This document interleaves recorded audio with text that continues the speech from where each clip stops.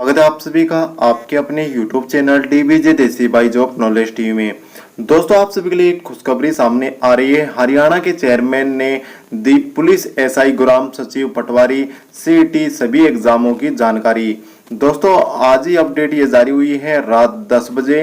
साथ ही दोस्तों, यहाँ पर लाइव मैं आपको दिखाने वाला हूँ एसएससी के चेयरमैन ने अपने बयान में क्या कहा है आने वाले सभी एग्जाम के बारे में। साथ ही इसमें आपको सीईटी को लेकर भी यहाँ पर जानकारी मिलने वाली है। जो आपके एग्जाम है सीईटी का वो कब होने वाला है और भी ज्यादा जानकारी आपको इस वीडियो के माध्यम से मिलने वाली है।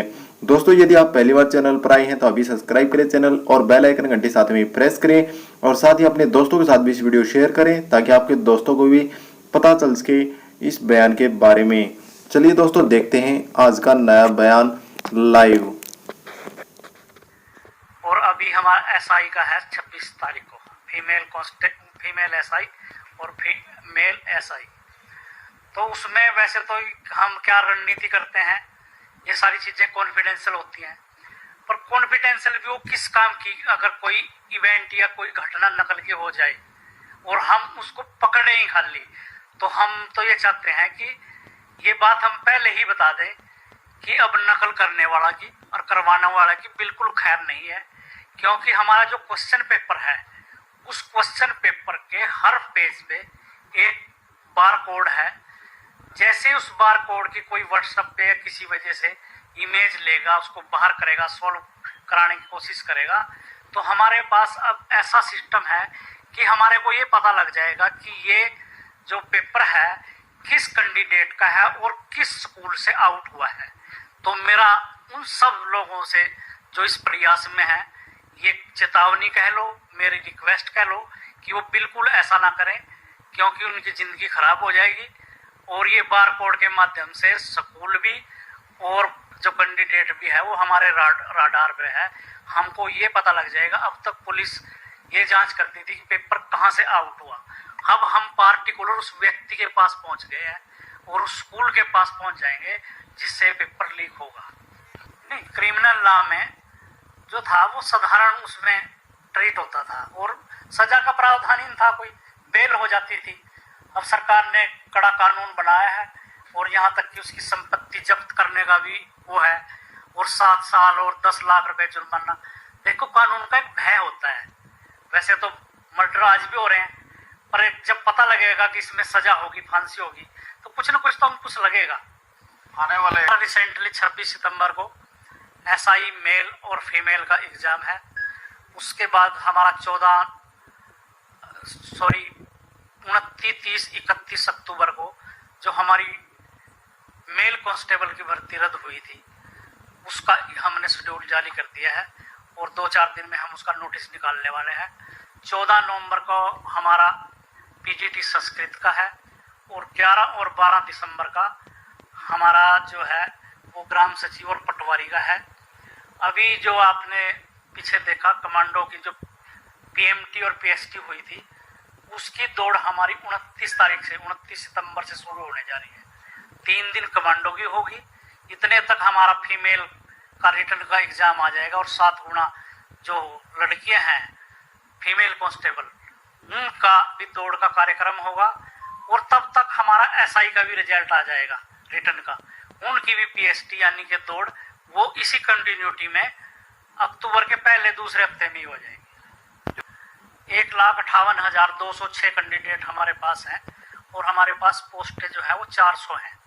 ऐसे ही फीमेल में जो महिला उप निरीक्षक हैं उसमें हमारे पास 56,200 कुछ एप्लीकेशन है और 63 पोस्टें हैं, 63। 11 और 12 दिसंबर है। जो पात्रता का आपने सवाल किया है वो हरियाणा एजुकेशन बोर्ड करता है स्टेट को। इसके लोगों का जिक्र आपने किया, ये हमने रीओपन की थी 15 दिन के लिए। फिर बच्चों की ये अनुरोध आया कि आपका सर्वर डाउन था या बैंक का सर्वर डाउन था, उसको 7 दिन के लिए हमने बढ़ाया था और वो अभी 6 सितंबर को ही समाप्त हुआ है। फरवरी में हम ये जो है ये परीक्षाएं जिनके हमने भी आवेदन लिए हैं, फरवरी में हम इनकी परीक्षाएं लेंगे। हमारी जो परीक्षाएं हैं उनमें 25% हरियाणा की जीके आती है। रही पुलिस की बात, जो मेल कांस्टेबल है, फीमेल कांस्टेबल है, एसआई मेल फीमेल है, इसमें पुलिस रिक्रूटमेंट एक्ट बना हुआ है और जो पुलिस विभाग की तरफ से उन्होंने सिलेबस निश्चित किया है, हम उसमें ही रहते हैं, हम उससे बाहर नहीं जाते। तो उन्होंने ही हरियाणा जीके का जो है सिलेबस हमारे पास नहीं भेजा है। उन्होंने जो भेजा है सिलेबस, उसी के हिसाब से हमने परीक्षा ली है। और रही जो दूसरे परीक्षाएं हैं, उसमें जीके के 25% होते हैं। जो आप क्वेश्चन कर रहे हैं, ये एचपीएससी का क्वेश्चन है। अभी एचसीएस के पेपर हुए, उनमें तो एक या दो ही सवाल है। हमारा नहीं है, हम तो दोस्तों हमारे चैनल को आज ही सब्सक्राइब करें और पाएं सभी सरकारी नौकरी जानकारी सबसे पहले हमारे चैनल के माध्यम से। हरियाणा जीके के होने चाहिए। इसमें इंग्लिश बिल्कुल नहीं है, हिंदी बिल्कुल नहीं है, तो उसके प्रश्न होने चाहिए हिंदी इंग्लिश। जो हमारा पेपर सेटर है या एग्जामिनर है, प्रिंटर है, उसको हमने एग्रीमेंट किया उसके साथ कि आप कोई भी ऐसा क्वेश्चन नहीं पूछेंगे जिसमें जात बरादरी का या धर्म का उल्लेख हो, जिससे किसी की भावनाएं आहत होती हों। रही दूसरी पशुओं की इस तरह की, हम प्रूफ रीडिंग तो करते नहीं, हम पेपर तो पढ़ते नहीं जो पेपर सेटर ने किया। अगर हमने पढ़ लिया वो, तो इसका मतलब तो चेयरमैन को या मेंबर्स को भी पता लग गया कि क्या क्वेश्चन पेपर है। तो हम इन सारी चीजों से हमारे को पता ना हो, वो सेटर को ही पता हो, एग्जामिनर को ही पता हो, क्योंकि अब लीक हुआ पेपर, जैसे पूरी की पूरी जिम्मेवारी प्रेस के सेटर की थी। अगर वो प्रूफ हमारे पास होता तो आज हम भी कटघरे में खड़े होते।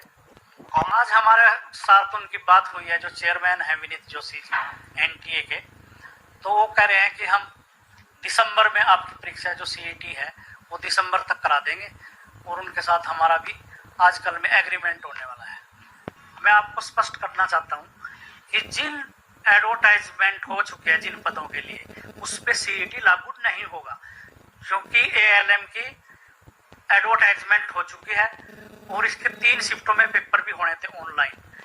कोई लीक की घटना कुछ ऐसी सरकार के पास इनपुट थी, तो हमने एक शिफ्ट का पेपर भी ले लिया था, 2 शिफ्टें बकाया थी, तो हमने उस परीक्षा को रद्द कर दिया था।